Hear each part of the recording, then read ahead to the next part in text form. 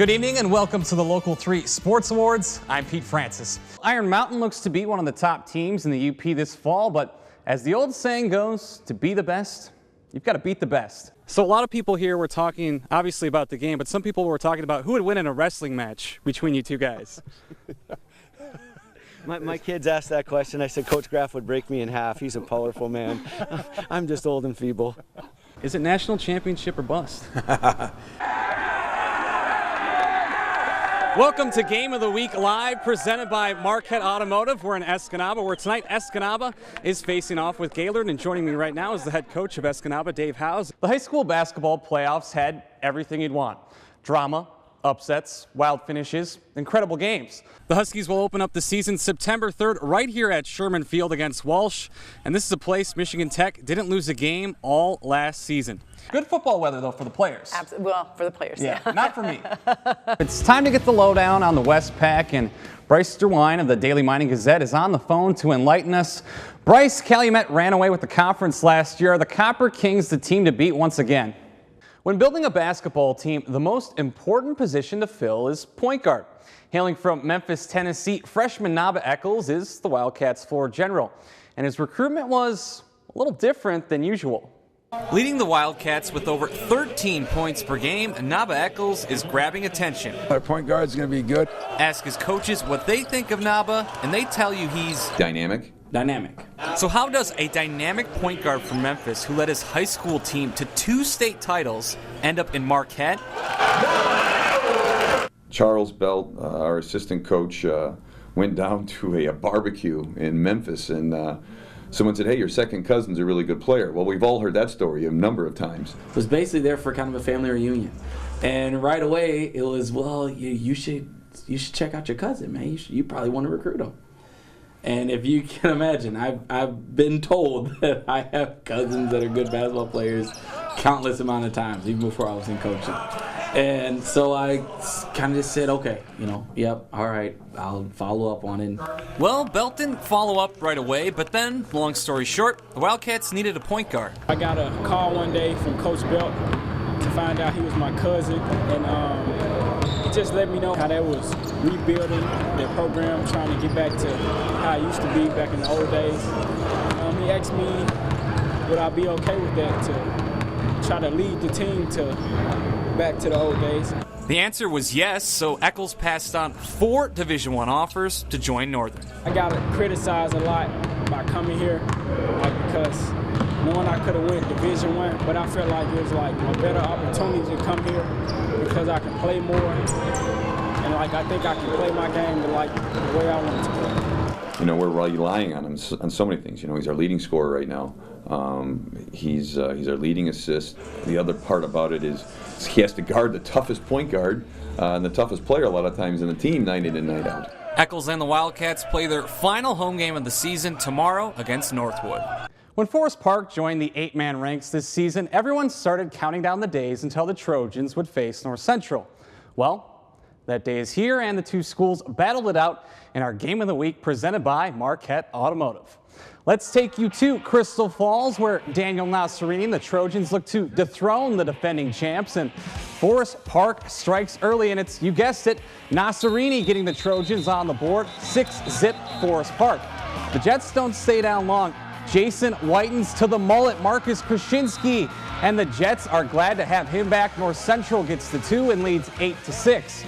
After a Tommy Peltoma touchdown makes it 12-8 Trojans, the Jets return to the air. Trent Hawley with the 51-yard touchdown reception from Whitens, 14-12 North Central. Back and forth we go. Trojans have an 18-14 lead after another Nasserini score. So how do the Jets respond? By driving a Bentley. Tyler Bentley, 80 yards to the house, 22-18 North Central. But from Crystal Falls to Seney, no one's got more heart than Daniel Nasserini. Trojans take a 26-22 lead into the half. In the second half, the Jets take over. Jason whitens to the man with the best hair in the land, the mullet, Marcus Krasinski. This time they connect for 55 yards. North Central takes the lead and never looks back. Jets win 60-42. We came in, we were prepared, and coaches did a great job going into this game, knowing our assignments and knowing what we had to do. So, you know, we were excited, and we came out here and got the W. Good football team, and we're really excited to beat them. You know, they gave us everything we wanted. We made some adjustments at halftime, got a couple of quick scores on them, and they just couldn't match our speed. They were fantastic, and we're going to see them again at some point, I'm pretty sure. And we can all only hope they meet again in the playoffs. Let's go to Ishpeming, where the Hematites look to bounce back against Manistee.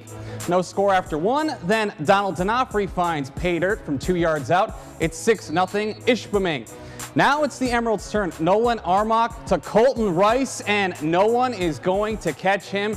54 yards all the way to the house, and we have a ball game in Ishpeming tied at 6. The Hematites counter, and once again, it's D'Onofrio. He takes it in for his second touchdown, 14-6 Ishpeming. Then the Hematites really kick it into gear. Isaac Olson continues his fast start to the season. That's a 22-yard touchdown run, and Ishpeming rolls 50-6. Let's go down the road to Westwood, where the Patriots faced off with Houghton. Picking up in the second quarter with the Gremlins trailing 8-6. Sam Collard changes that as he rumbles into the end zone for the score. Houghton leads 12-8.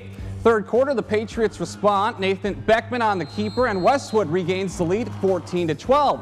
Then Houghton quarterback Jordan Reynolds says, "I can do that too." He takes it himself for the go-ahead touchdown. Houghton knocks off Westwood 32-14. The Gremlins are 2-0. Elsewhere tonight, Norway rocks North Dickinson 41-14. Menominee tops Anago 34-7. West Iron County falls to Hurley 22-3. Newberry powers by Munising 50-14. And Bark River Harris defeats Skogibic 52-24. And in college football, Michigan State kicks off the season with a win 28-13 over Furman.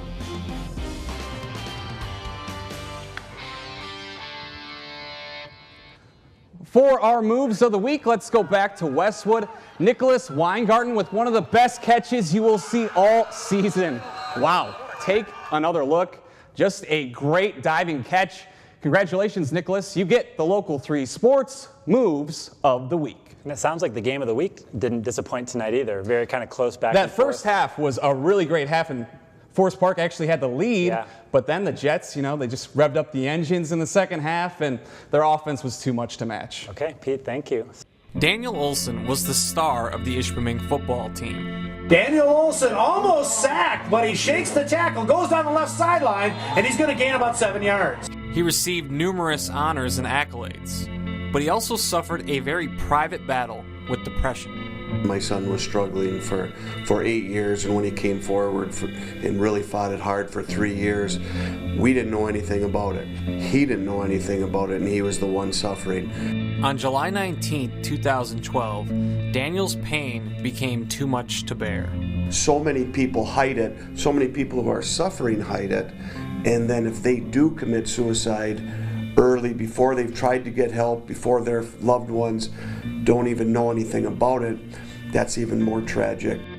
Following Daniel's passing, the Ishpeming community rallied behind the Olson family and the Hematite football team with the motto, "Do it for Daniel," a model that fueled the Hematites all the way to the state championship. Now Daniel's story will be shared in the documentary, "Do It for Daniel."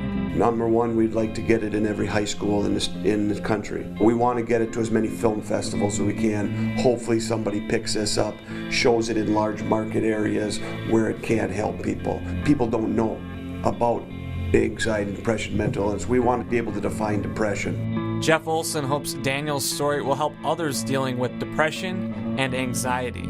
You know, we want people to come forward. We want people to ask for help.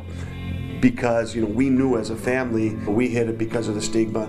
It's very treatable. We want to get that out there, that it's very treatable if people will come forward. But unfortunately, people don't come forward. So we want to give people hope.